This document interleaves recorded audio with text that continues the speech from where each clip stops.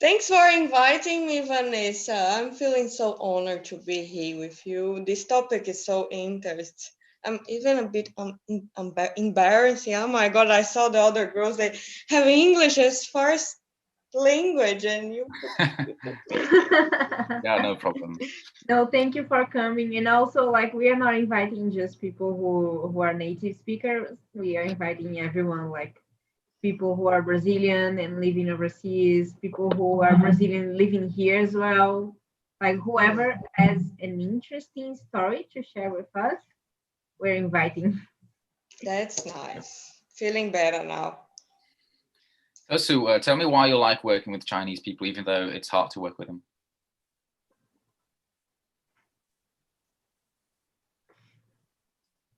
So, did you hear me? Because I think they have so much years of hear me. Yeah, you're kind of freezing up. Hello, hello. Yeah, go on. No. Interesting because they have amazing food culture and I'm learning a lot. Yeah, that's why learn with me, but it's okay. I didn't catch it. Like you're cutting up. Vanessa, can you hear her fine? Yes, I can hear her, but like there is some delay, you know. It's having a delay. Maybe it's our connection, or you know. Oh, that's why I'm in. What about now? Can you guys hear me? Yeah, I can hear you now. Yeah. Kind of. Good, good. I get kind of So uneasy. yeah, maybe it's because I'm in the future. Yeah, maybe. Probably the connection from the future is kind of slow. On Sunday already. Still on Saturday. Yeah, it's already Sunday. You can ask her what happened in our favorite soap opera, right? Like, what happens in tomorrow's episode?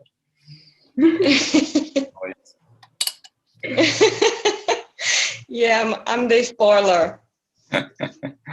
Yeah, and it's a great place to be a reporter, you know, because all the news happened first. I remember it was so weird when I was celebrating the New Year in Australia, and my family were like, "Is already New Year in there, Vanessa?" Like it was so delayed in Brazil. I was seeing them doing it, and now I'm in the opposite side. I'm the woman of the. The of what? I didn't catch you. That's funny, and it's interesting. And it's funny because I have 2 birthdays now. My birthday is 24th of December. So in Australia and in Brazil, 2 different days. So it's so good. Nice. So you extend the celebration. So you have a 2-day birthday. Yeah. 2-day celebrations. I'm very lucky. Yeah. But technically, you have only one, right? Because you were born in Brazil, so it only counts. Yeah, but we can find a way to celebrate, isn't it? A little bit more. Yeah. So Lenny, is there any other network you can switch to, or you're stuck on that one? My internet is a bit so. Let me think. What can I do here?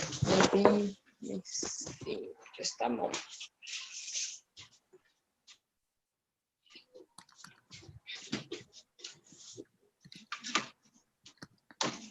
Let me see from my computer.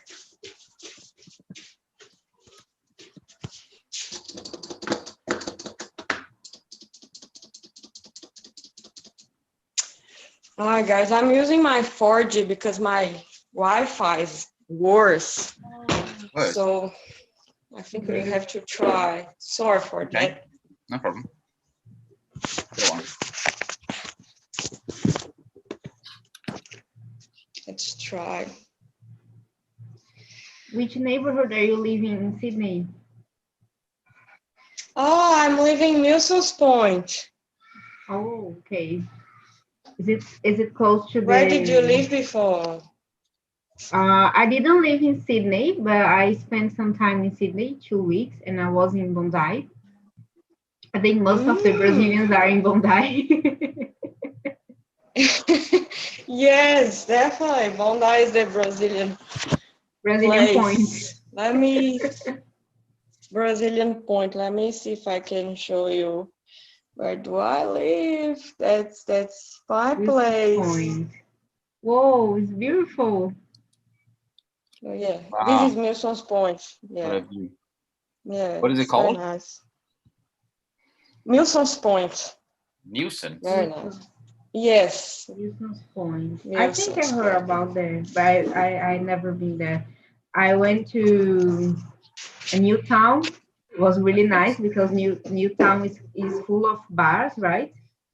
Are you used to go there? Yes. New town, yeah, it's a very good place to hang out. Yeah, What is it called? nice. Milson's Point. Newson. I say, is that how you spell it? Newson's Point? Milson's Point is Milsons. Milson's Point. Oh, Milson's. Yes. Like a Brazilian pedreiro. Yeah. Yeah, Milson. Bricklayer founded this neighborhood. Oh, yeah, And he went like, oh, it sounds Brazilian, sounds familiar, so I'm gonna live there. How long have you been there?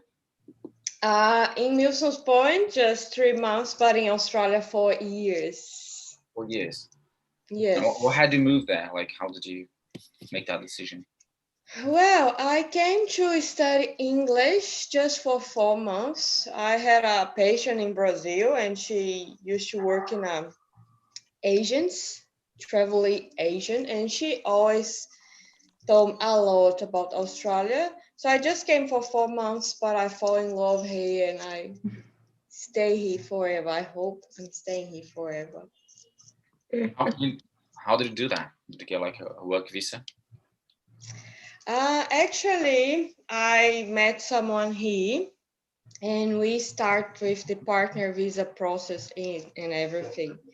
So, but the relationship didn't work. So I'm in the process of getting my visa, but yeah, the relationship didn't work. I know this story. It happens. It happens a lot. In like someone met someone else, and then you get a visa process. Like it happens a lot, especially in the Papo Calcinha group. I see a lot. Oh, yes, I'm having a problem. Do you think I can keep with my visa? Yes, it's a big drama. Yeah. But once you break up, you lose a visa. No, especially because the way happened, like put me in a very hard situation. So the government support me to stay. Oh, I see. Interesting. Yeah. And it depends on the situation. Like there are many situations. In some situations you can lose your visa, right? And some situations like you get your visa anyway. Exactly. Yeah. You see. So you didn't have to actually get a job there or something to, I mean. No, you can, that you can come as a work visa and stuff, but my case was love visa. Love visa. It's a category in the website, right? Love visa. Yes. I applied to Australia, the Australian visa back in 2014. It was as a student, like, so to stay only 3 months, and it was quite simple, right? I don't know if it's still like this, but all I had to do was go on the website, and there was no interview or anything like that. And of course, there was someone who was living there, so I could provide a reference or someone to be responsible for me in a way. So maybe that helped. Good. Yeah, it definitely helps. Yeah, it's good. The partner visa is complicated, it's expensive, was $7,000. And you have to Wow. prove a lot, like relationship. Luckily, like he was from Hong Kong, so I met his family. He went to Brazil, he met my family. We had a lot of proof of the relationship because we was genuine. And yeah, happens. It happens, yeah. And so I was actually waiting for some more people to show up, but I don't think they're coming. So let's just do it, the three of us. I want to know Yeah, from sure. you, like the topic for this week, as you know, is the benefits and struggles of being a woman. And you've had contact with different cultures. So Japanese, or actually Chinese culture, right? And Yes. Brazilian culture and Australian culture. So can you tell us what is it like to be a woman in these three cultures? That's very good question. So I came from a very macho family, and I will tell you a little bit about my background so you can understand my mind. My grandparents, they have two kids, my mother and my uncle, and the way they treat them is totally different. My uncle is a farm, and my mom is a very famous professor in university. She has PhD. She achieved everything in her career, but she is a single mother, and it's very hard for her because she performs a lot for my grandparents to receive love, to be accepted, and she can't because what they expect is that she had a husband. A woman have to have a man. So I grew up in this environment and this pressure and my mom's frustration with like, okay, I don't have a husband, but I can do it, I can achieve. And I think I'm the first generation in my family that is trying to break this cycle of I need a man to do stuff. Even though I catch myself sometimes giving me some limitations. For example, I just told you guys that I broke up and I'm living by myself for the first time. Was scary. Oh my god, I'm living by myself. Imagine if someone come inside, or something happened. Or if I'm coming at night by myself and someone follow me. So I still like my subconscious is still very with my family, with that voice.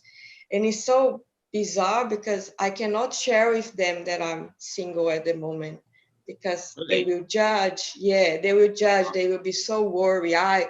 Sue is there by herself. It's so dangerous. So this imprints a lot in my mind.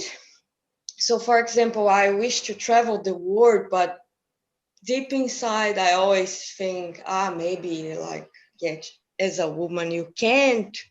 It's danger. I'm trying, I know, I think the first step to change is being aware. So I'm aware of this behavior in my family, in myself. So I'm breaking this. And being in Australia, like, is transforming me. That's why I decided to stay here because it's totally different environment. I feel Australian woman is so powerful. They speak their mind. They very weak, equal with men here. Sometimes too much. Look at my grandmother speaking my mind. Yeah. Yeah, and like having contact my ex-boyfriend was Chinese, and it's so interesting because Chinese culture is very macho as well. He always put me like a princess. You cannot do this is too heavy for you, you have to rest, have a seat. I know it's tricky because he was very gentle, but this put me in a bubble. you cannot. So yeah, you start to believe you cannot do stuff.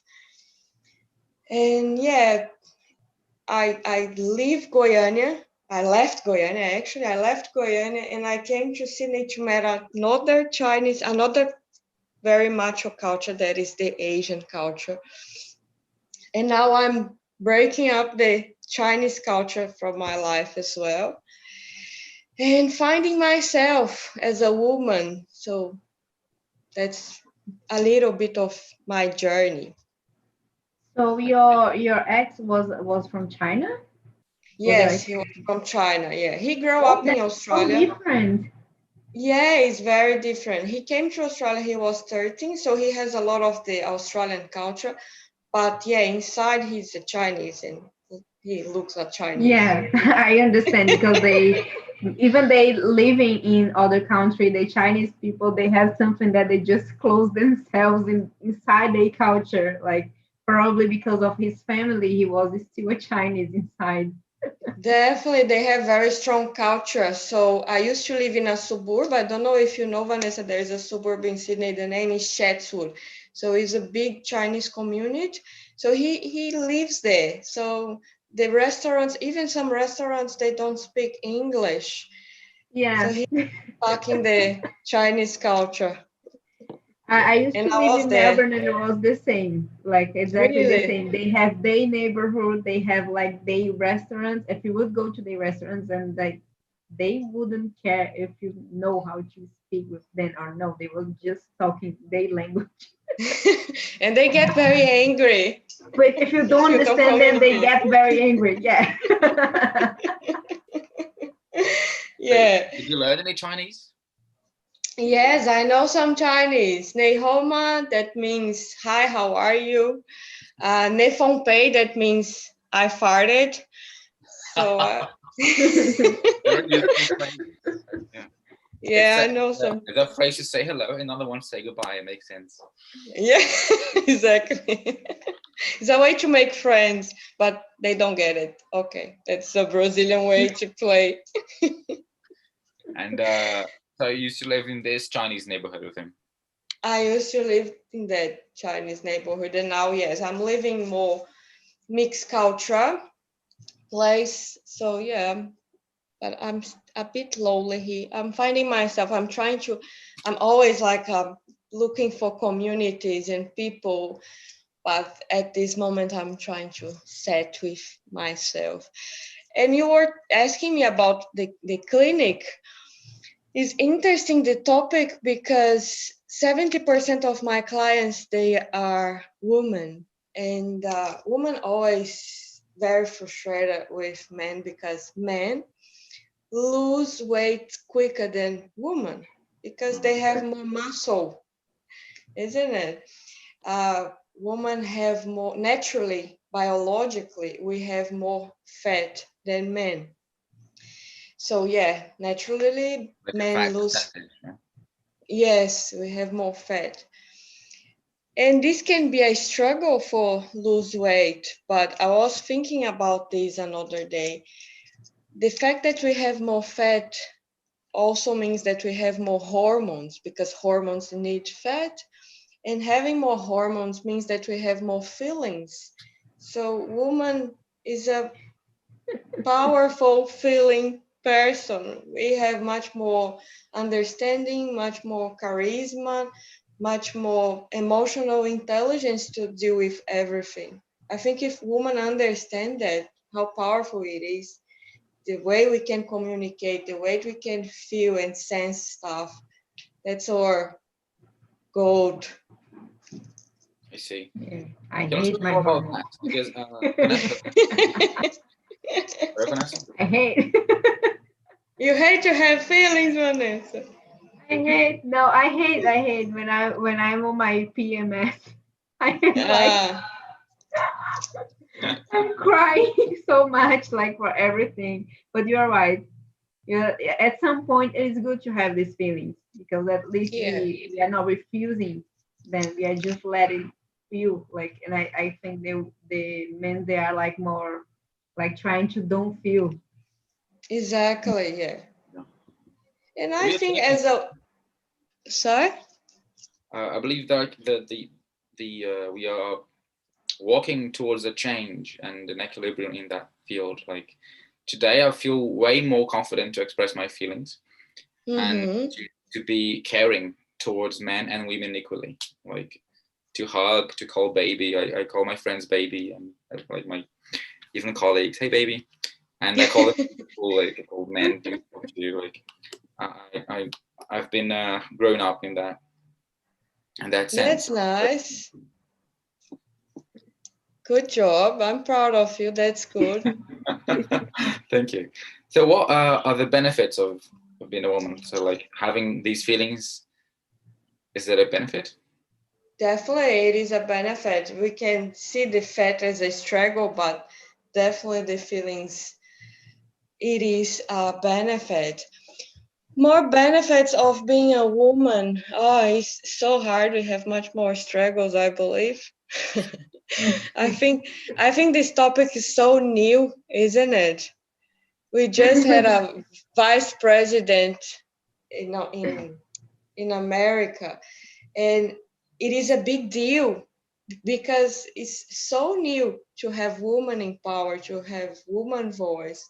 We're still growing this topic. So, but yeah, woman benefit. I think first of all, this is a bit macho. Maybe we can be mother. Yeah. Isn't it? We can carry. I was a nanny when I came to Australia, and it's so interesting.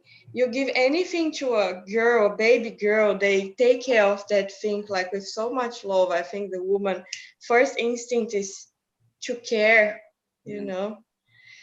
And boys always grow up with cars, with dreams, adventure, and the woman, we born with the sense of caring, and our culture is like dolls and cooking, and so we have this, we develop more caring.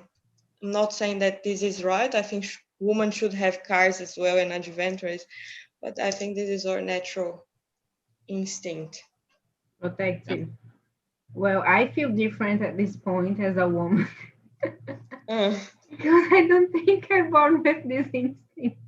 Whenever someone asks me if I want to be a mother one day, sometimes I think yes, but sometimes when I really try to imagine myself as a mother, I imagine myself like forgetting the child beside the car, The car. going away. Like I imagine someone calling me, "Hey, madam, you forgot your child here. You forgot your baby here." Because I'm really distracted person. Sometimes I feel really afraid. You're like, which one? And then like, child. I don't remember I had a child. only have one. Okay, I lost it. And that is something really interesting about me when I think about that, and I think about the whole process of becoming a mother, like having a belly and all these things, and I just cannot imagine myself like this. Sometimes, like when I'm talking with my boyfriend about having children in the future, I tell him, but you know what, that all these pictures seems beautiful, but I can't imagine myself with a belly and like all those things. I can imagine myself giving breastfeeding to a child. That scares me so much. It's, all this stuff. But do you feel the pressure of, like, does your family say, Vanessa, one day you and your boyfriend will have a red hair baby, something like this, or no? No, I don't feel this pressure. Like, no one is pressuring me about that. Like, maybe I'll have this pressure from his family, and I feel really afraid of that. Like, I mean, sometimes we talk about that because my boyfriend is not Brazilian. My boyfriend is from Turkey, like, which is pretty different as well. And I'm going to spend some time in Istanbul with him. I'm going to meet his family. He came here to meet my family. in this year, and I'm going there as well. And I'm feeling afraid of many things because I see his family is very traditional. I see we already broke many traditions from Definitely. country. I mean, like we already broke many traditions. I see his family is like something is going to be a surprise for me because first of all, Turkish people they don't introduce girlfriends to their family. Oh, They I didn't introduce know that. yeah, they introduce the person when they are going to marry. They introduce already as a Ah. fiance, and they are going to marry like in 2 months. And Mhm. he already introduced me to his family. He already told his family I have a relationship. We were living together in Australia, those kind of things. And his family already accepted that. And in Turkey, their families they are very different. Like I mean, it's a very different culture. Some people they can be very traditional, but some people not. But his family seems like those traditional, those traditional, Oh, I- are like they conference. Muslim? Yeah, they are Oh, Muslim. Yeah. Vanessa, you are much more interesting than me. Let's talk. Let's interview you. Yeah, they like I mean I because I live it. I used to live with a Turkish girl and she was completely normal. Like me, like me, like you, like wearing like gym clothes, going to gym, normal, like a girl from Europe or a girl from Brazil, from whatever. Like, and then once I asked her, how is it in Turkey? I before I have met you, I was expecting you guys to be like all Muslim, all wearing hijab, and she told me no, it is not everyone like this. I mean, I consider myself Muslim because I believe in the religion, but I don't need to be covered. She was explaining me that it's different. I don't believe that I need to Mhm. be covered. Like the Islam says that you have to keep to preserve your body, and for me, is I'm preserving I'm keeping my body safe if I'm wearing something, and I'm wearing something. I'm not naked. Mhm. That's how she Mhm. explained it. Some people they believe they have to cover everything. It's their She's choice. also working out, right? Which is a way to improve your Yeah. body. Yeah, Definitely. like she was explaining like this, like that's how she see the things. And she told me nowadays in Turkey there are many girls like her, especially from our generation, like after like from 20 to 30 something, like most of the ladies are like this. And it's pretty interesting how my boyfriend's family is not like this. Thanks God. When the first time he showed me the photo of his sisters and they are 30 something, like they are just a few years older than him, and I saw them all with hijab and I was like, they are like this. Like I was expecting them to be like my Normal. ex-mate. Mhm. And then I shocked it, and he told me, "Stop being." He told me like, "Stop being." I forgot, like, stop being. Judgmental. Yeah, stop judging. Like, it's not because they are covering themselves that they are going to ask you to do the same. That they are going to be like closed mind. You have to get to know them before. He gave me a Definitely. lesson.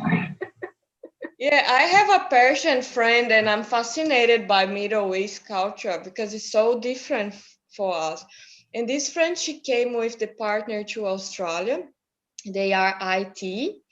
And yeah, they were living normal life. One day, the man just broke another woman to live with them. And Wow. because in old days in Persia, men could have other wives, but nowadays they can. Like it's a new thing. You can you. It's, they are living like the monogam relationship. And then he broke this woman and said, ah, now she will live with us. It wasn't a flatmate, okay? It was a sexual thing. And yeah, the woman, my friend, the Persian friend, she just left him, divorced, and was shocked for her family because a divorce in the culture is quite terrible. But yeah, it's still like I was saying, this topic is very new, you know, we're getting our power back. Yeah. Yeah. What do you mean back? Like, was there a moment in history in which were more powerful than today? Definitely. Women were like just to reproduction, I think that's the term. And yeah, it's very sad. And I think we're still working on. I in the clinic, for example, I always see that I decide to be a nutritionist because I want to help people to eat better, to have better life, quality of life through food. But people come to the nutritionist because they want to look good, they want to be beautiful, they want to be sexy. And I always think about this, and I love to study the mind. And this physical thing is still because of our old mentality of being accepted by someone, by being loved by someone. So even we are in this big moment of evolving as a woman, subconscious still stuck us as we need to show up, we need to show our body for receive love, to be sexy and stuff like that. Some women use this as I'm powerful, I can be naked and blah blah blah, but I see this as someone asking for attention and love, to be honest. Yeah, I agree with you. Depends on the situation. Like I say the same to my sister because sometimes I see the way how she's wearing sometimes to go out, and I see that the reason why she's wearing those clothes are not actually because she feels good. I Mm-hmm. think because she wants to take attention, to get attention from guys. She's wearing, sometimes I will ask, why do you wear like this to go to party in the night? And you're not wearing like this on daily life. Are you sure you feel comfortable with that?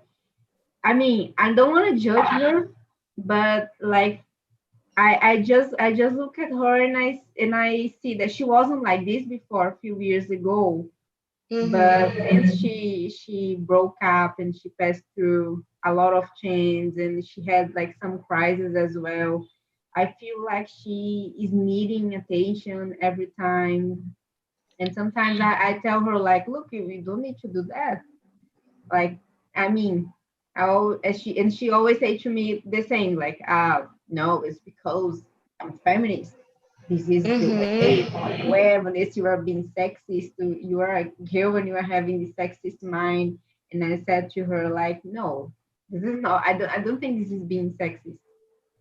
I think is a situation that you see the person clearly is doing that to get attention from men. So this is not being feminist for me.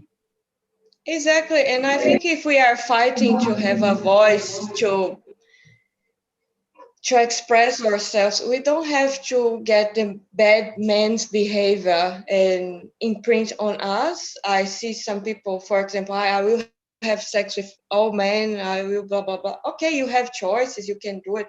But are you trying to get the bad behaviors that we always criticize and bring to yourself? Doesn't make sense, you know? So Yeah. we are much more capable to think and create better situation for ourselves, and then we just copy bad behavior of men. Doesn't help. Yeah. Yeah, this is Doesn't. true. But what do you think about like we mentioned this morning, Vanessa, about a woman having the right? I'm not saying your sister is that, okay? Having the right to be a slut, like I want to be a slut, and I like it's my body. I do whatever I want with it. So, where do you draw the line between sexism and feminism in that sense? And the right to be a slut. Yes. You How mean does how does the person know why they're doing it? what why they're doing? They have to ask themselves, do I feel good with these clothes? Like, am I doing this for myself? Because I feel good, because I am seeing myself. Because I can wear a beautiful dress, like me, Vanessa, many times. I wear a beautiful dress, like very sexy one, like showing a lot my body. But like I was always like, am I doing that for myself? Sometimes I was, and I was doing that, and that's okay. But I see like there are some situations that the person is not doing for the girl is not doing for herself sometimes, doing to get attention. Exactly. I think it's more because they are insecure. They wanna Yeah. receive and attention and stuff. But it's a good question because I think it's very thin line between the Yeah. Yeah. feminist and the insecure woman. Yeah. I think it's important for us to be aware of our feelings. It's like Vanessa say, am I doing this for me and sometimes we have the choice, no, I want to dress up for my partner today, or I want to be sexy for my partner or whatever, or for my friends to be jealous. We have a choice. Yeah. Yeah. Yeah, we But be can do aware, that. isn't it? Be aware, not like I'm dressing like this because I'm feminist and whatever. So I think being aware is the answer. The most important thing. Yeah. And Yeah. I mean, I don't like to judge, but I just said that like to my sister because I see her like behavior, like she's every time looking for a new partner since it happens.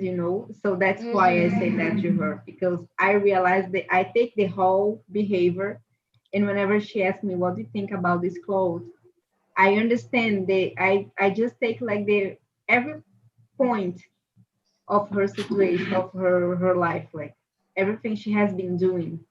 And I take like I ask, are you sure you're doing that for yourself? Mm-hmm. Or you're doing that to get Definitely. attention? Definitely. It's a good point. And you know what? Like I was thinking before talking to you guys that I wanna share this. I think we are very insecure because of our past of have to we have to show up, we have to be accepted and stuff like this for men to reproduce. And something that I do now, like because of my patients, I see how they are insecure. And in Brazil, I used to work with Miss, with bloggers, with models and stuff, and famous woman, beautiful woman, and then still very insecure. And nowadays, like every time I see something in a woman that I feel that is beautiful or a characteristic that I admire, I just say about it. So if I'm buying something and I look at the woman eyes and it's beautiful, I just say, because this change us.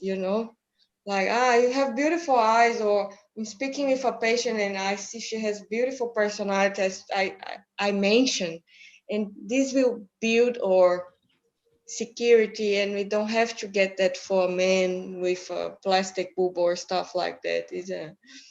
Yes. That's my way to be feminist, is supporting women through my comments. Yeah. Comments where? It, Live or online? Or both?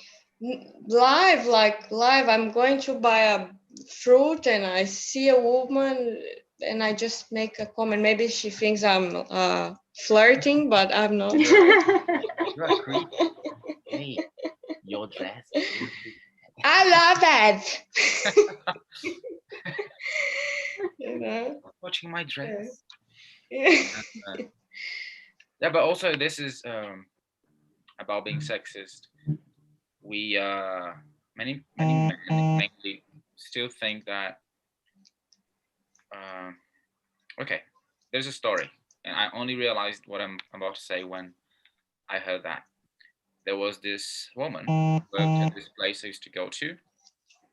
Uh, okay, let me back up a bit more. So I met some people who dealt with startups, and they used to work inside a supermarket in São Luís called Mateus. So they have this administrative center in which they developed some startups and technological solutions. So I made friends with these people, and I used to go there and work like among them. And there was this woman who was the manager of one of the divisions.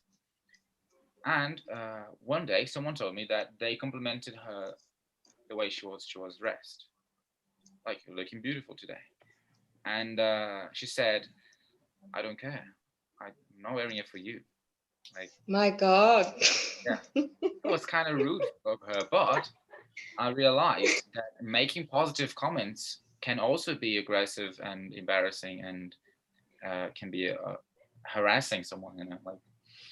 Yeah, I think the option for men now is just to shut up. It's very hard, guys. Sorry for that. Just be quiet. Sorry for that. It's very delicate. It's very new, and as you say, like there's, what is the line, between?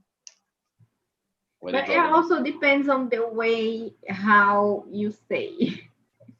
If you're saying, because I have been facing this situation and I gave the same answer. Because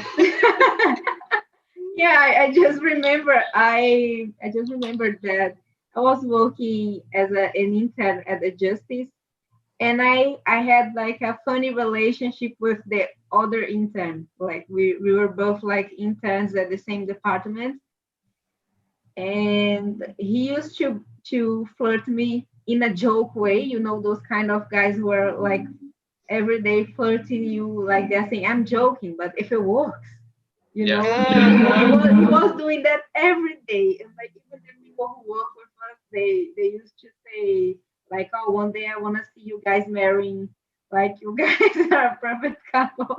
And then one day he said to me like, Vanessa, oh, you didn't come with your white t-shirt. And I was using social clothes. But there was a white t-shirt which I had, which was like kind of like getting so small in my body. So it was kind of like showing my breast, like, and then I stopped using, like, because it wasn't nice, like it was too tight. And then and I don't feel comfortable as well. It was like it was not making me comfortable. I couldn't move myself properly, and then I stopped using. And then he said, like, why you didn't come with your white t-shirt anymore? That white t-shirt was so nice. And I was like, because I don't need to wear what you like. I said something like this to him. And then it was funny because we were working in a department full of ladies. It was like HR, like we have more women at HR usually. I don't know why. And they were all laughing at him, like saying, like, okay, you try next time, Julio. His name was Julio. Yeah, it's tricky. In Australia, I find hard because I'm a Latino woman, and people think Latino woman is already like very sexy and we party, we ready for, isn't it? Yeah. But it's not like that. And one time I was working a gym, I'm a personal trainer as well. And the woman asked me, I don't know why, because I don't have accent. She asked me, where are you from? I say, I'm from Brazil. And she said, you guys are famous for. I say, famous for what? Like, what did he say? Did he answer? Yeah, she just like giggled and laughed. So it was a woman. So yeah, we already have the title, being a Latino. Yeah. If I were you, I would answer her like, famous for being beautiful. Thank you. Yeah, definitely. And there's even a Brazilian waxing, right? Like they have like. Gosh, yes, we are famous. Yes, I was wondering why they call Brazilian. Yeah. Yes. Inspired Brazilian women, stereotypical Brazilian women. I don't know. Because we are just between us. When I had sex first time with my Chinese man, he said, "Oh, so this is the Brazilian waxing."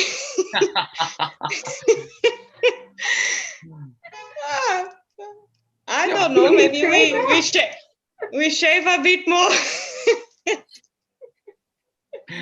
I see. Yeah, it's yeah. Since we are talking about this, it's quite different from the Japanese, indeed. Like for what I've seen, Chinese and Japanese. Okay. Good to know. Well, my ex-boyfriend had a Japanese girlfriend. Like before me, he had like it wasn't like exactly a girlfriend, but a kind of like a relationship. You know, when you are dating someone for a few months.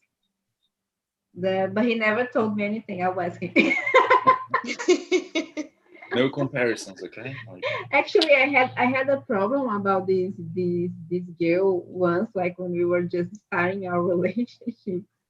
It was funny because it was something really funny because like nowadays it's funny because it was like this.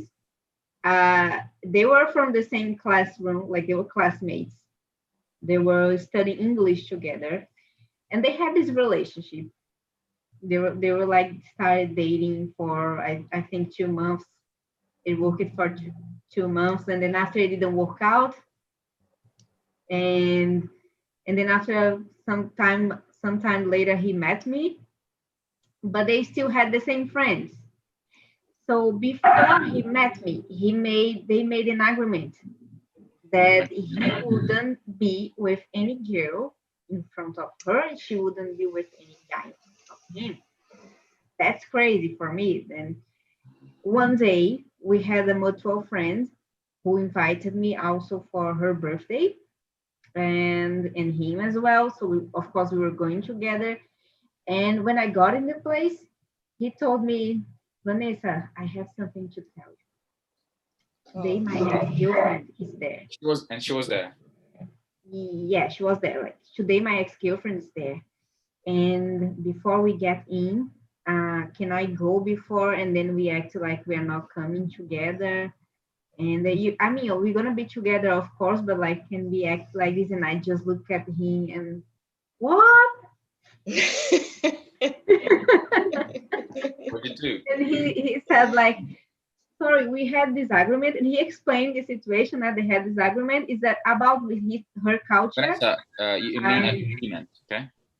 Yeah, agreement. Yeah, we had this agreement, and because of her culture, I'm trying to respect her culture because you know how they are very like stick about the culture in Japan, and she was saying it was so rude for her culture when her ex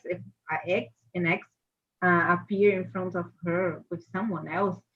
And I was looking, oh look, now I'm gonna tell you about my culture.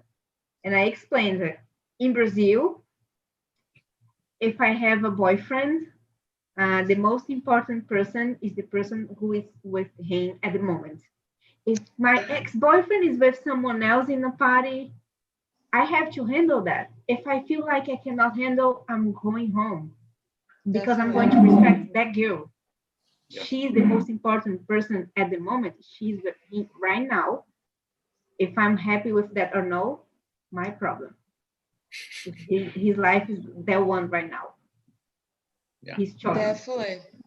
Yeah, the same for me about a boyfriend. So did you go to the party? Sorry?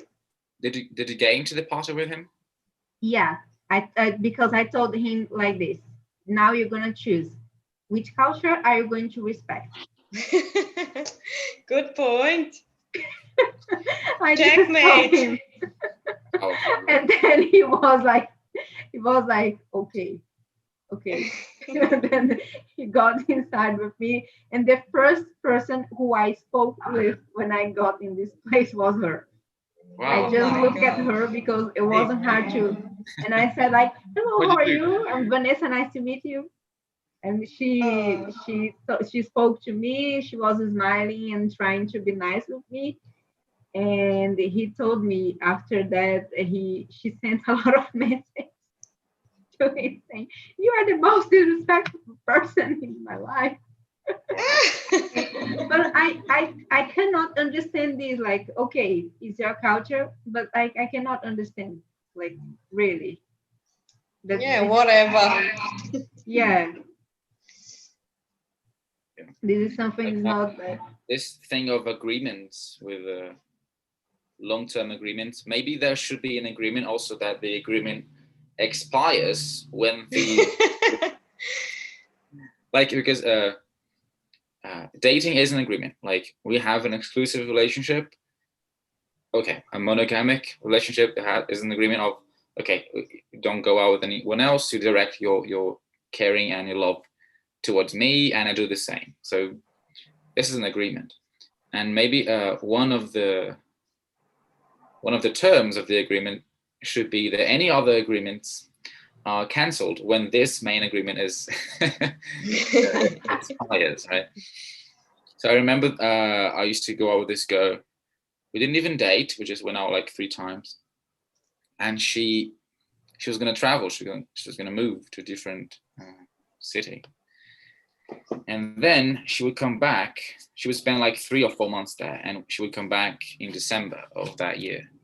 And then I said that when she came back, we would talk again and see if it could move, go on. But then in the meantime, I started dating someone else. We didn't date. We just went out sometimes with this first girl. And then I told this other girlfriend about this agreement, this thing that I had talked to this girl about. And then, of course, I just told her because I like something of someone I had met before her. And this girlfriend forced me to actually go on the on a date with this other girl. And we didn't go, of course, because I said, hey, my girlfriend actually wants me to go out with you, so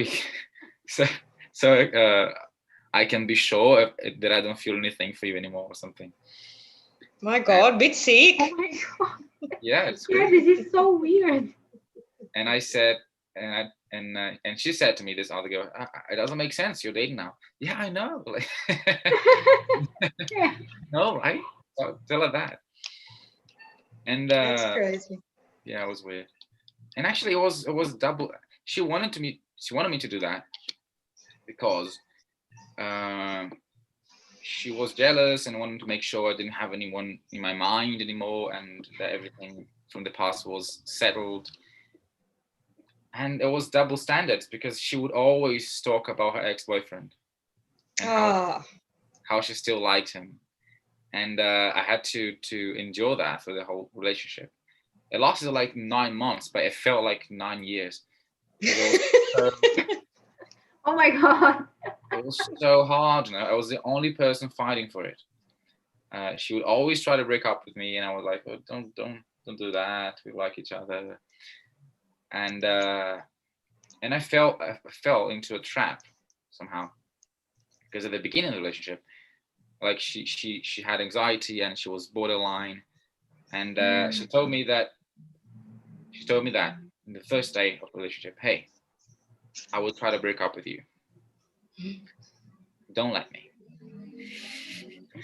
No. And I never knew like when I should give up, you know.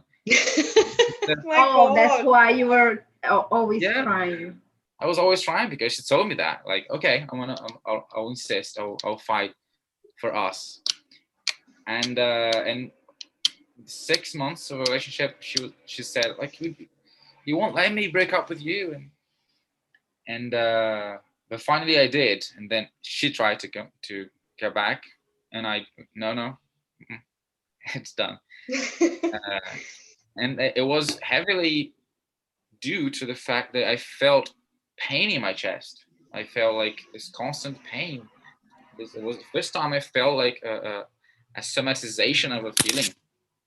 I felt this pressure in my heart being with her, you know, like something was wrong. I felt I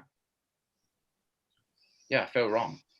And then once we broke up, it was a huge relief, you know. Oh my God. It was no longer there. Like, I didn't feel that pressure in my heart anymore. And then when she mentioned getting back with me, and I started feeling that again, I don't want that. No, it is God. really hard. Borderline is something really hard. I live with a borderline person, and it's, Hmm. they make you feel like you're guilty. Is it the feeling you're feeling every time? Yeah. Gosh. You used to live with them, with one?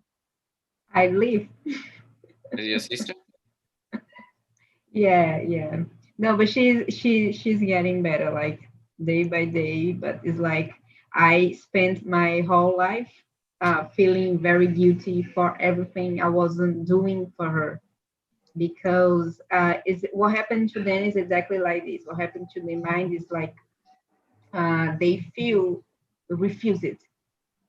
For us, it's something so simple. It's like just, oh, sorry, I cannot go with you today shopping. I cannot go shopping with you today. But for them, it's like you are rejecting them so hardly. Like you hate them, you don't like them, or you, and they are so bothered by this feeling that they make you feel that you are selfish, that you cannot do anything for no one. That's the feeling they make. They are very good at manipulating people. Oh, I that always say to my sister she can use this power to be a seller. so. And she told me, this ex-girlfriend, she told me, hey, uh, you will be an idiot someday. And that she would tell me like, you'll become an idiot. And why? But I'm not an idiot. Like, why would I become one? And I did, because there was a there was a moment in which My God. she got to me and she made me do idiotic things. And then she was like, I told you so. I told you you'd be an idiot someday. Like, I wasn't supposed to do this if you had a healthy relationship to start with. Too much manipulation, huh? Yeah. Yeah, And they are like this. I tend to be attracted to women like this, and I want to break that pattern. Like, I hear anxiety, like, what's your number? And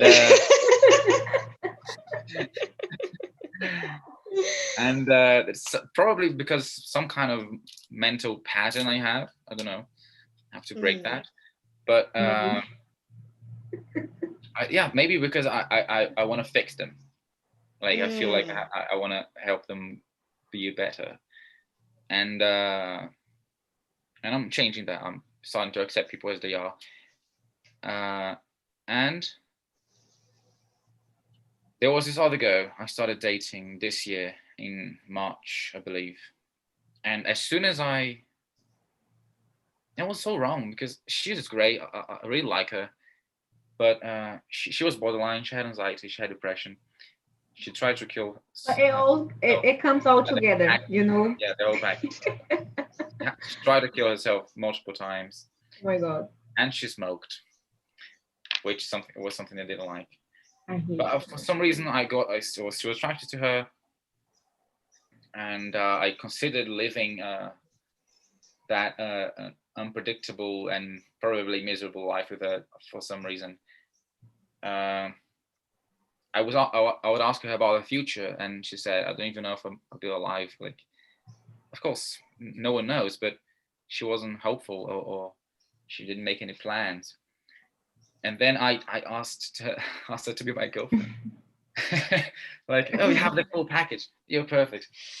And but as soon as I did, I felt the same thing I felt in that first relationship, with in the heart. I feel that pressure. I feel like I was doing something wrong. I feel trapped. I feel I feel I don't have the future I want to live, because I want to be a world traveler, and I didn't see her getting detached from her family anytime soon. So I was feeling I was like postponing my dream because of someone who didn't even project any kind of future. Hmm. And so I broke up with her 2 days later, but I didn't want to end anything. Just wanted to take a step back and think about it. But then she didn't like that and stopped talking to me. But I have this pattern of going after complicated people, even But do after. you have someone like this in your family, like mother? Maybe you just Yeah, is I was about your to ask way the to same. see love. Actually, my sister is a psychologist, and we would talk a lot about my mother and how she would be she would be loving and caring in the morning and like the devil in the afternoon. And, and she was never actually diagnosed, but we would wonder whether she had some kind of mental, like actually personality disorder, right? That's what we call it. So maybe she does. And yeah, maybe I was trying to mirror that to someone. Yeah. And how about you, Sue? Have you ever had someone like this in your life? My mom is like this in the morning. She's lovely. In the afternoon, she's crazy. But I think I always look for my dad in people, someone to care and take care of me. I didn't grow up with my father, so I need a protector. And I found people very crazy like that wants to put me in a bubble, but now I'm breaking this cycle. I see. Do you see that in your relationship too, Vanessa? Or do you? Because I grew up without my father. I see that I always try to find someone very different or comparing to my father. Like when I see someone like having whatever behavior like it reminds me my father or what my father would be like, I'm like, no, this person, no, I'm like not seeing the person anymore. And yes, I think I feel like I heard someone saying once that we tend to look when we have relationships, we tend to be with someone who is like our parents, maybe our father, someone who was impacting a lot our lives. And I think in my relationship, I see more my mother on my boyfriend. Like he's more like my mother. I think because my mother, she's protective. I see he is protective. He used to cook for me, and I think I have a feeling that like his food is so good for me because I think his food is like a comfort food for me. Gives me comfort. Whenever he was cooking for me, I was having that feeling that that food was made with a lot of love. Like he put all his passion in the food, and like I cannot describe this sensation. Like I can go to a restaurant and buy the same recipe, buy the same food from the recipe he used to cook. It's not going to be the same, I guess. That's Recipe, nice. yeah. That's cool. Yeah, it's not, I think it's not going to be the same. I think he puts love in his food when he's cooking for me. And I miss that a lot. I wanna cry now because I'm missing him. This is so disturbing, right? Like looking for parents and people, like enough, Yeah. like their moments have passed.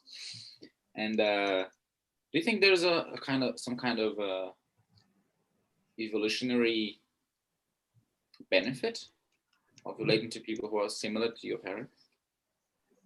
So I'm trying to understand why are we directed to this? I think it's because it's easier to like to something that we already know. Like you're saying about the mirroring, it's easy to look someone and find your mother in that person. Yeah, can be. I And that's think so true because I wanted like I always pictured myself marrying or having a relationship with someone who was caring and who like maybe cooked for me or like your boyfriend, Vanessa. But I never actually got interested in them. I was always interested in the complicated girls who were unavailable and unpredictable, like my mother. I had never realized there was a pattern. That's funny you say because this ex-boyfriend, this Chinese, he was like you. He wants to fix stuff. And my way of love is serving as well. So I don't want to fix, but I want to support. So I think in a relationship, you have to have someone that fix and someone to receive the fix or fix and problem. I don't know, but we had the same thing. We want to help. I'm the helper and he's the fixer. So we are always running to And he hates that, and I hate as well. So I want to cook. He wants to cook as well. So conflicts. You want to do everything. You guys Yeah. could share the things. Yeah. Exactly. Do the Become dishes, a competition. Yeah. He would do the dishes, but no, start a competition mode. Oh my god. Yeah. He was like Trump. Nobody does the dishes better than me. Like those videos by Trump.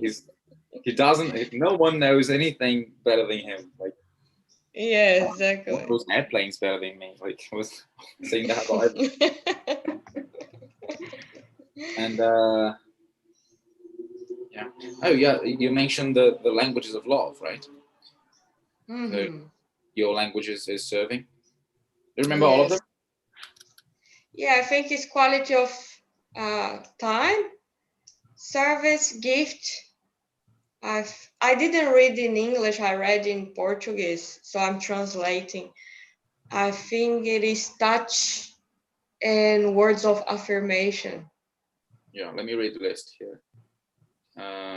It goes, wait. Where is it? Come on, 1,000 ads.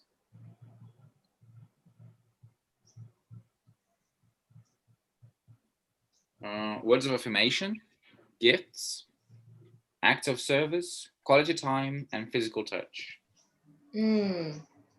So what is your way of love and way to receive? Probably words of affirmation, quality time, and I like to receive physical touch. I believe that's kind of a universal. I like gifts, acts of service. I don't know. All the other. And you, Vanessa, how do you give and receive? I don't know. Like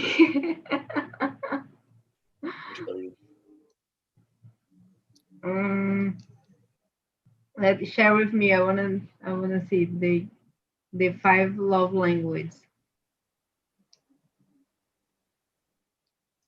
Words of affirmation, gifts, acts of service, quality time. I think quality time, physical touch, gifts. I like to give gifts as well. Yeah. Yeah, I like to give gifts too. Like mainly when it's thought of, like you thought of that present for that person. You know, it's not like something that was chosen by someone else or that is not personalized to that person. So I really like seeing a person's reaction when I give them a gift.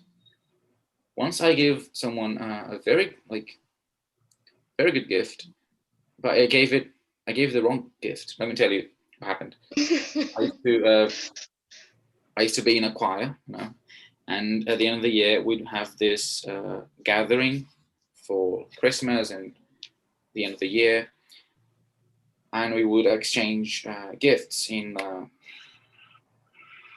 that, what do you call it?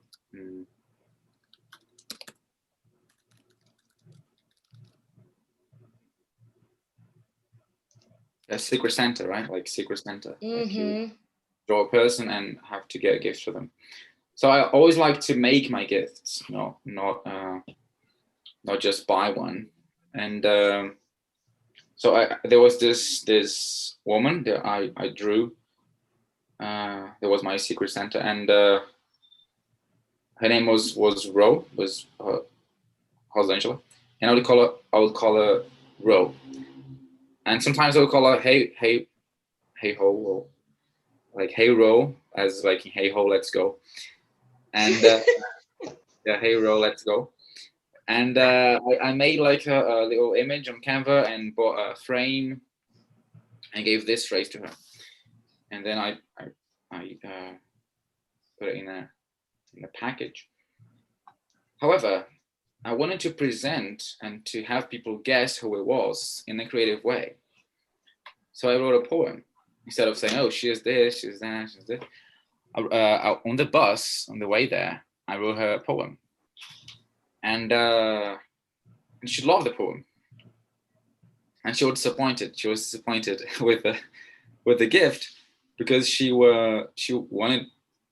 expected to see the poem in the gift, and actually she asked me to to put that poem into a frame, and so she could bring it out and have that instead. So I did make a great gift. I just I made it a good gift, and I made the mistake of creating an even better one. Very nice. Yeah. Vanessa, I gave you a gift, right? Did you like it? Yes, I love it. He gave my gift to Solani once. Like, it was very nice. Like, it was personalized because it was written. It was a box with sweets, and I love sweets. And I think he knew that because I told many times. First of all, I didn't let anyone forget my birthday because, like, I was talking about my birthday months before. Like, I am from September 28. I am from September 28. I'm Libra. I'm saying my sign, and I was saying, like, I want sweets. I like sweets. Whenever you think about it, it wasn't very hard, right? She's an NLP master. Yeah.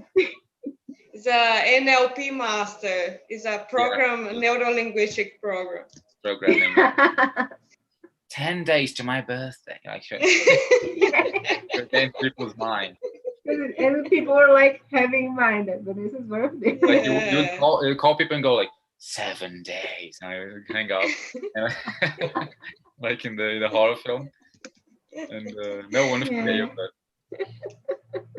That's funny. That's good. That's good. My one is funny because I use some like sadness point because my one is 24th of December. So I always say, nobody remember my birthday. It's just about Jesus Christ. And then anyway, they don't remember. Yeah. Hey, who is this Jesus guy? I'm more important. Yeah, who is who Santa? Cares? Like, who cares? He died like over 2,000 years ago. Who remembers him? I'm alive. Exactly. I don't want a panettone. I want a cake. Yeah, my birthday is always close to. Is also close to Christmas. Like, when is your birthday? 28. And December. I always get one gift only. Come on, like I want two. There are 2 special dates. So I want 2 gifts. Oh, you're having just like your Christmas gift. Yeah. And it's hard because you cannot be with your friends when you're a kid. You cannot have like on the school birthday. It's hard. Yeah, I never had my birthday at school either because like it was always during holiday. And it's funny to think of those things, of how they shape our personality, right? Like yes, spend the whole year, and every student would get a card from the school, like happy birthday, and we would bring food to the school, so we celebrate that person, and they almost never celebrate it. Like, so I'm not. You're not part. Yeah. You're Jesus Christ Club. Jesus Christ Club. Like Jesus hate other group. How dare you, Jesus? Like, how dare you? But you guys can go to live in Turkey or any other country, like where they don't care about Christmas, because in Turkey they don't care about Christmas. Like, my boyfriend doesn't give a fuck to Christmas. Like, when I was in Australia, I was like, I'm gonna celebrate Christmas. My friends are inviting me to a party, and he was like, oh, okay, let's go. And he was like, in the Christmas day, I was so happy, and I was like, I'm gonna buy this. Why are you going to buy a gift to your friends? And I was like, it's Christmas. You're not going to give me a gift? Did you? That's tricky. Then after, he bought after. Like, he said, like, I sorry, I didn't know what was like Christmas, but like just because like you were Well, telling me I bought something like to you.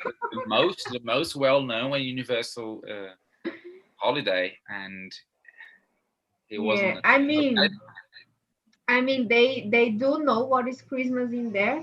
Like they even have decoration at shopping centers and those kind of thing. He told me, but like it's like a new year for them. They don't have this thing about like gifting their friends or gifting family. They don't have this. Mm, Boring, so that's boring. funny. Oh, that's funny. Okay. Let me just comment on some words real quick. I like to go Yeah. through a few. I took very few notes today so far. There's Vanessa, mainly for you. Agreement. Agreement. Oh my God, I'm Agreement. scared. I have so much. You were saying argument. It's almost argument. It's Yeah. okay. Yes, like argument. It sounded like argument. So Agreement. agreement, argument. Agreement. Let me agree. Argument. And this one, how to pronounce it?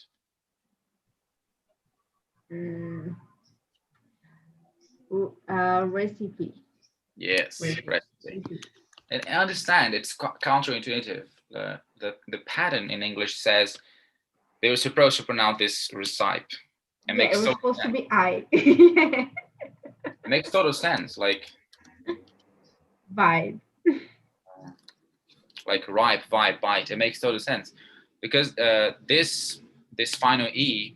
Okay, this is an exception, right? It's an exception, but the rule is whenever you have a silent e at the end of a word, the vowel that comes before that says its name. You get me? So this is an I. So you pronounce it I when you have a silent e.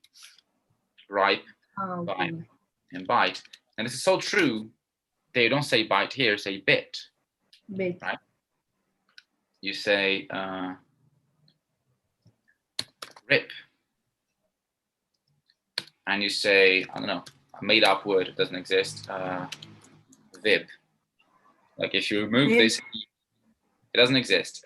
It's just if you remove this E, now you pronounce it vib. You know? Okay. And the same goes for all the other vowels. So let me show you this. How to pronounce this? App. And this? AP. Ape. It's the same pattern. Yeah, ape. So it's there's a silent E. So you pronounce the name of the vowel. Ape. Let's try O now.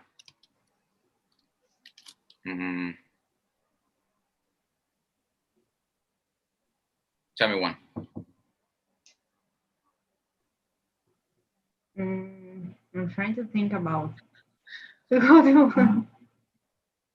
I don't remember this one.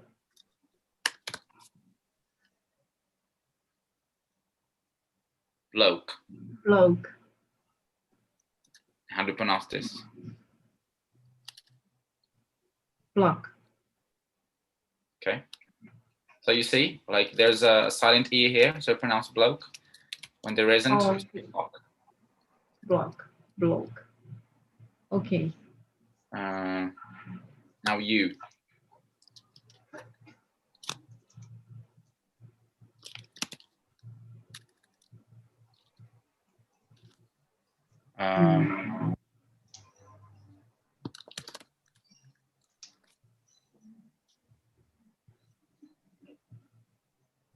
Refute. Refute. But if you remove it, now I have to pronounce a refute. Refute, yeah. It doesn't exist, but it's just to understand the pattern. So a word that will like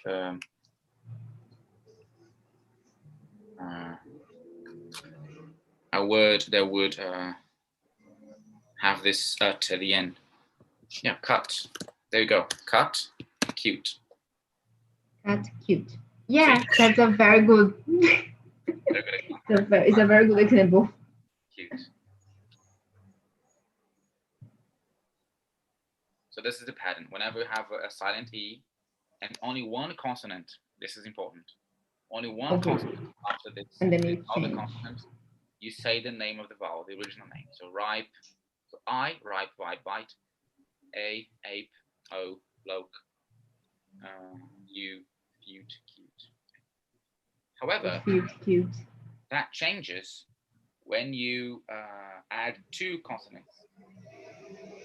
So this one, this word has a silent E at the end. However, there's two P's after the A. So two P's, they kind of block the A from saying its name. Like imagine the vowel is trying to say, I want to say my name. And the P's, like they stop from saying their name. So they cannot say their names anymore. So now it's apple. Okay, apple. Never apple. It would be apple though, if there was only one P. Like able. Like table. Like maple. Table, able, maple. Okay. Okay. Like maple syrup. If you do this, now it's pronounced what? If you add a P here, now it's pronounced what?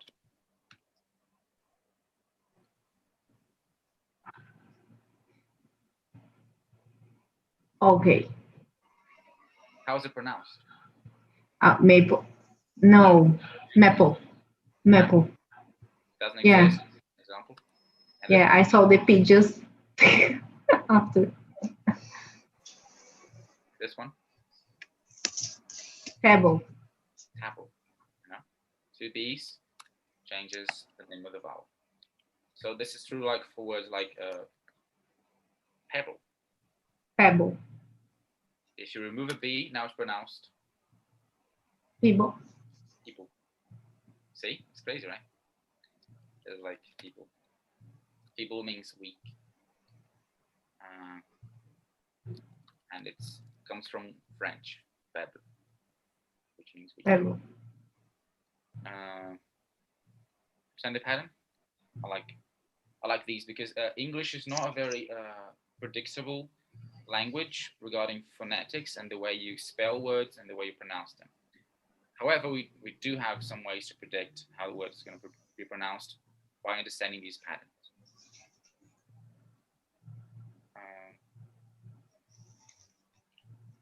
Flirting with, okay, you flirt with someone.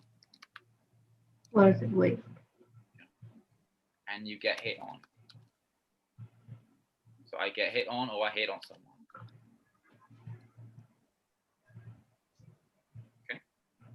Okay. What's the difference of flirt? Like hit on can be for flirt as well. Is it? That's what you're saying? Yeah. Okay. There's a difference. Like to hit on someone is to be more direct. Hey, do you want to go out maybe? Okay.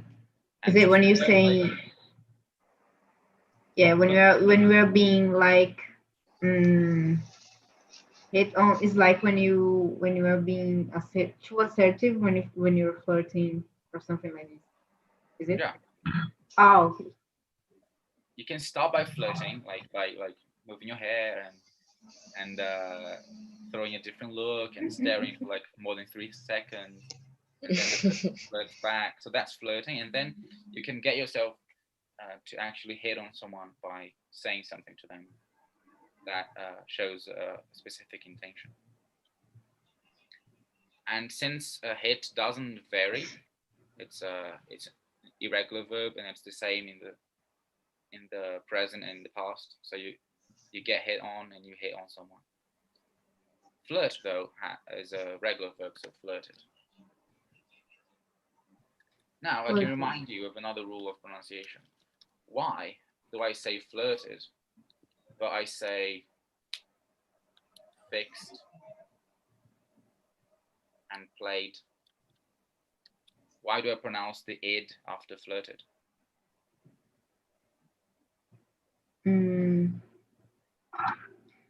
Flirted. I don't know. You know, Solani? I don't know the rule. Solani, do you know?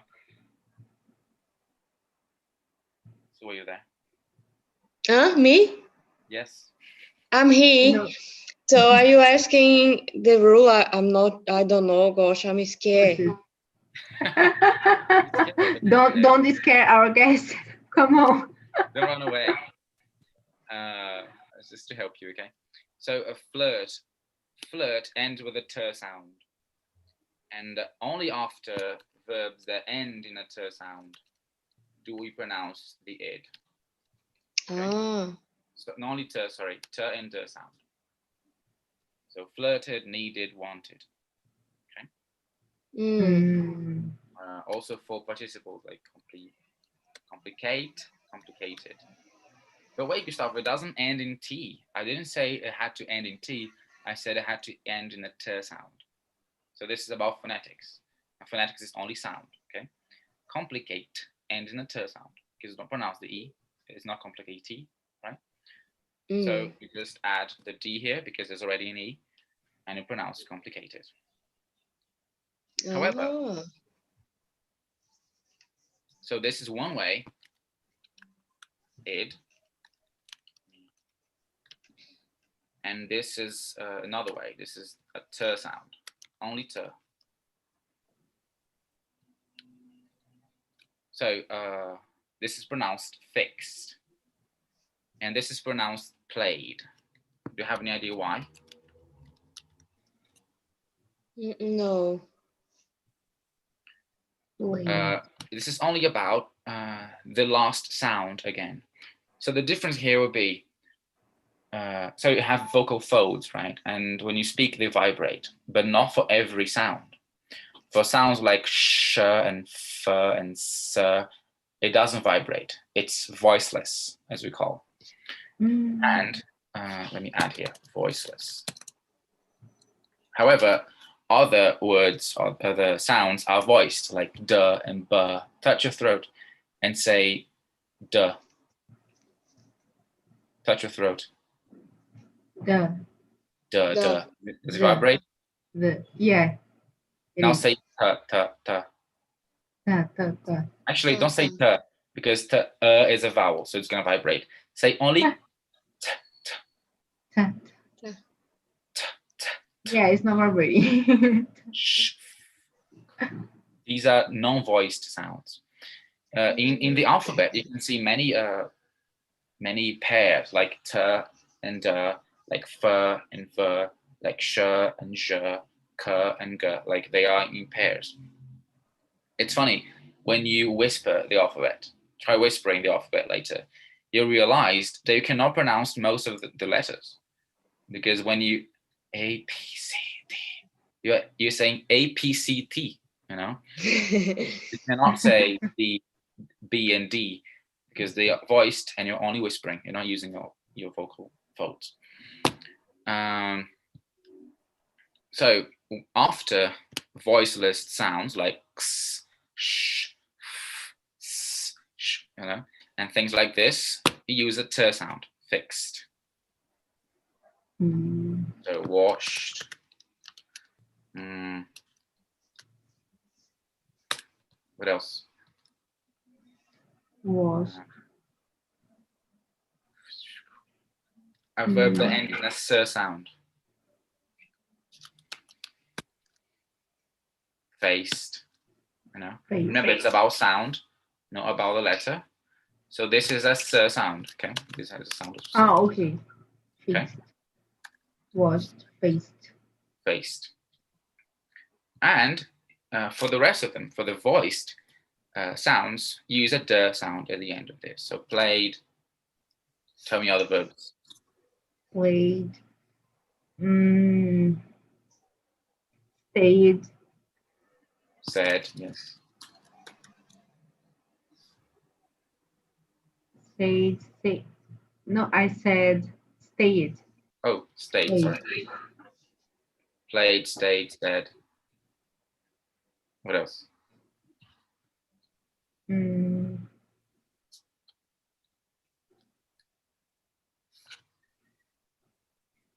stayed. I'm gonna give you some verbs, and you'll tell me how to pronounce them in the past. Okay.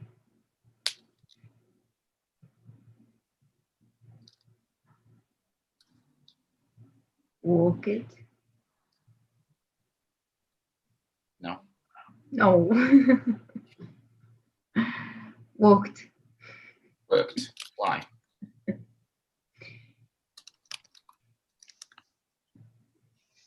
Why worked?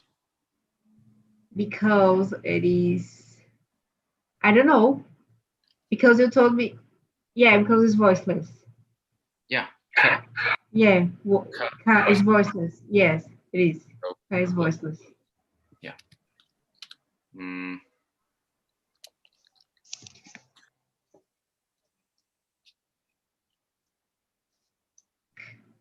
Traveled. No, it's traveled. No, it's traveled. Traveled. Why traveled?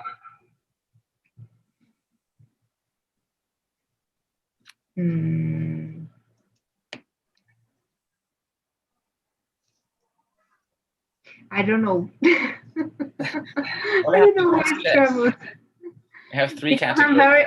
I'm very bad at recognizing the sounds, but help us, Solani. Yeah, travel. Gosh. I just know how to travel. I don't know the rules of travel. So remember, you only pronounce id after a t or d sound, and there's no t or d sound in traveled in the end. So you say the d sound only because it's voiced. Travel. Okay. Traveled. Traveled.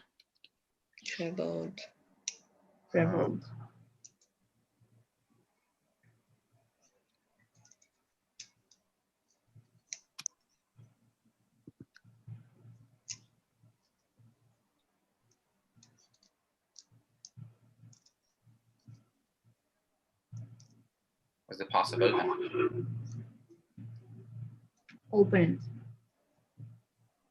Say it again. Opened. Open. Perfect. Opened. And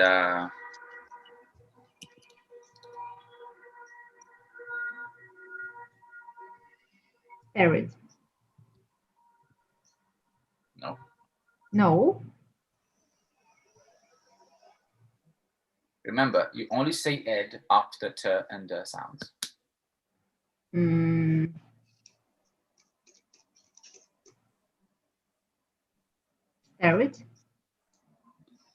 Stared. Stared. Okay. Read. Okay. If you pronounce it Americanized, stared, and stared. If you want to Britishize it. But the d sound. Stared.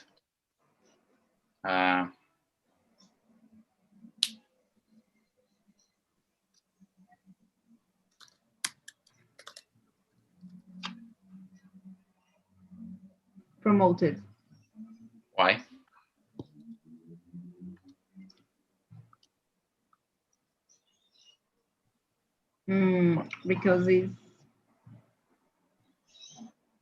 Because it sounds, because Remember. Promoted because of the teeth. I mean, like, because it sounds.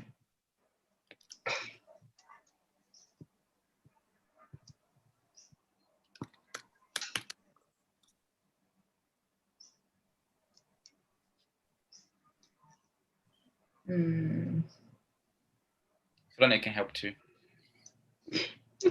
Now the rule doesn't apply. That's what I know. It does. It does, but it's a H.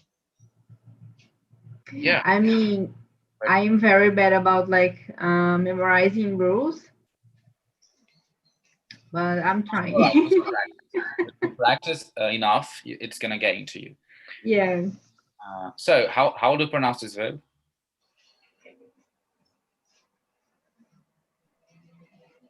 Clothes. To clothe or to clothe? To clothe. To clothe with the sound. Oh, with the sound. Yeah. So it's voiced. Clothe. If it's voiced. Clothe. Okay, clothed with a d sound. However, if I say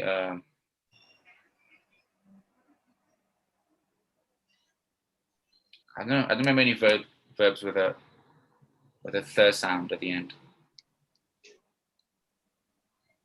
Moft. It doesn't exist, I believe. But let's imagine you have like the verb to month, like so it will be pronounced mouthed, right? Because this th now is voiceless. Okay. Mouthed. Clothes. So let's say you were attacked by a moth, and let's say that in the field, when you were attacked by a moth, you were mothed. Right? Moth.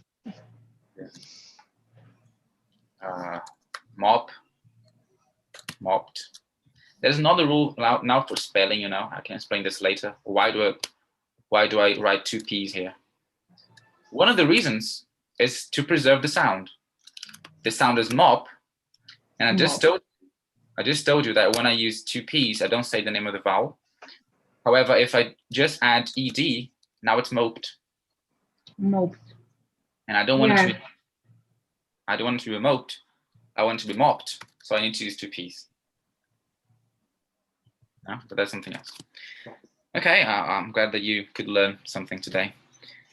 I'll be sending this to you so you can. Glenny, you should join us as we go through I love it. We go through the vocabulary and pronunciation, grammar every time. I really needed, you know why? Because I studied English 4 months, which is not enough. And then you just get used to people understanding and you stop to learn and you just go with the flow, which is not good. I want to write in English and feel comfortable and have a deep conversation. There you go. So you can talk about you becoming a coffee clubber. Yeah, sounds good. Yeah, you can give me all the information, send me everything. I'm truly interested. Also, let me give you this extra lesson already. You said stop to learn, but that's not technically correct. Actually, it is correct, but it means something else. Stop to learning? No. Stop to learn is different from stopped learning. Okay, let me give you some background. Some verbs. Sorry, guys. Some verbs can be used with either the infinitive or the gerund without any difference in meaning. So I like traveling. I like to travel. It means the same thing, right? Yeah. In this case, it is. Some verbs can only.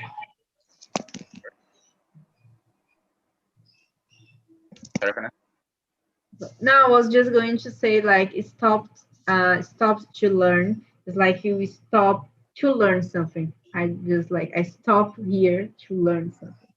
I stopped learning, like I'm not learning anymore. Is it? Yes, perfect. Okay. Very good.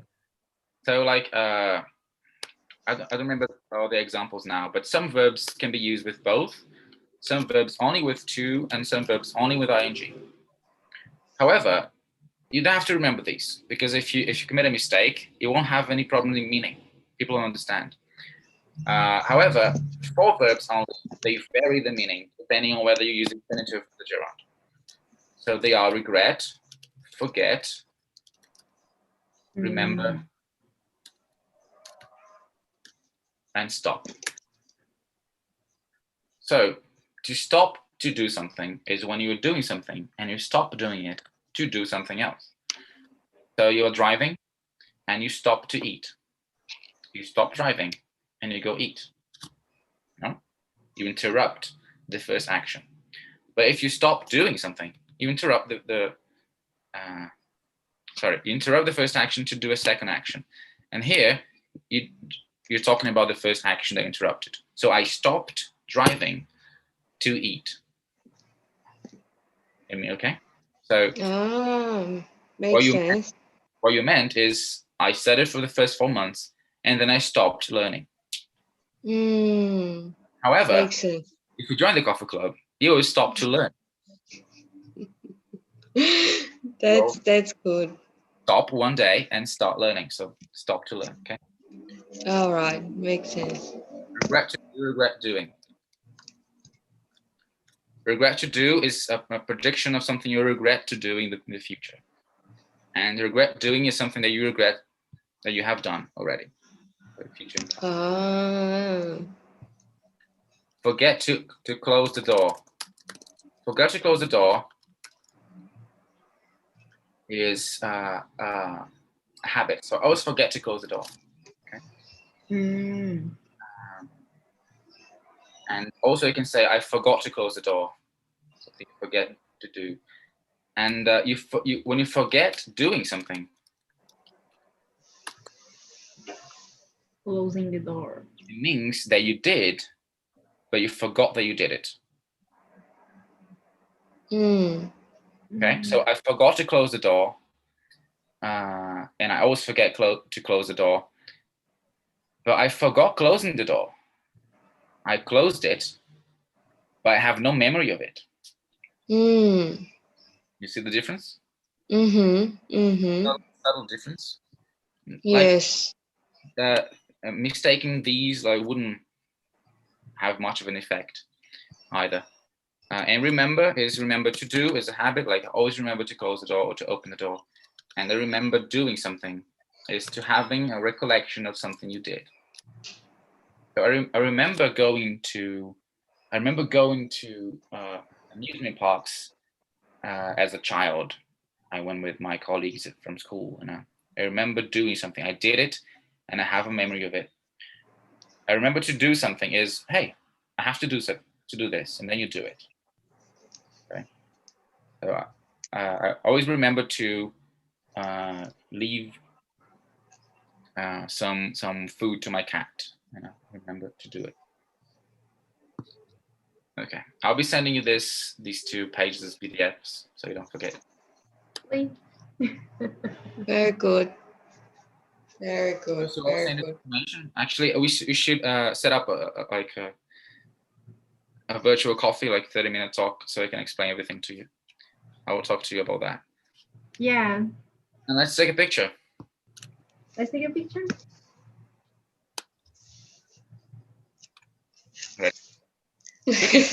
Yeah, we have to. Let me put some perfume. Okay. Ready? Go. Perfect. Good. So, thanks a lot for coming. Thank you so. Thank you for having me. It was lovely. I'm glad you liked it. Vanessa, thanks a lot for coming again. Like you've been with us for the whole day. For the whole day, every day, every Saturday. And make sure to write those things down because I want you to be improving it as well. Okay. Okay. Become a host soon. Okay, but but send me, please. I will. I was writing, but like I never have time to like write down everything. Yeah, I will do that. Bye, guys. Enjoy the rest.